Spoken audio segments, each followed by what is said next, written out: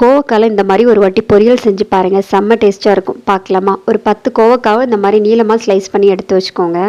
ஒரு பாத்திரத்தில் கொஞ்சமாக எண்ணெய் சேர்த்துட்டு கடுகு, காஞ்ச மிளகா, கருவேப்பிலை, அப்புறமா 1/2 ஸ்பூன் அளவுக்கு உளுந்து சேர்த்து நல்லா ரோஸ்ட் பண்ணி எடுத்துக்கலாம். உளுந்து வந்து கொஞ்சம் நல்லா கலர் மாதிரி வரணும், அப்போ தான் சாப்பிடும் போது நல்லாயிருக்கும் பொரியலுக்கு.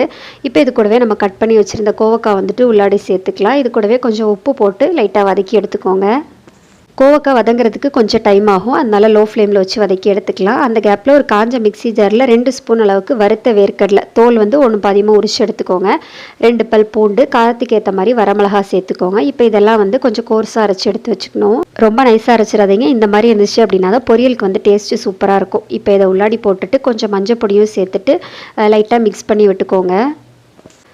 1 ஸ்பூன் அளவுக்கு மட்டும் தண்ணி சேர்த்துக்கலாம், ரொம்ப ஜாஸ்தியாக வேண்டாம். தண்ணி சேர்த்துட்டு லைட்டாக வதக்கி விட்டுக்கணும். ஒரு 5-10 நிமிஷம் லோ ஃப்ளேமில் வச்சு வதக்குனீங்க அப்படின்னா சூப்பரான கோவக்காய் பொரியல் ரெடி. ட்ரை பண்ணி பாருங்கள். இன்னொரு வீடியோவில் பார்க்கலாம். பாய்.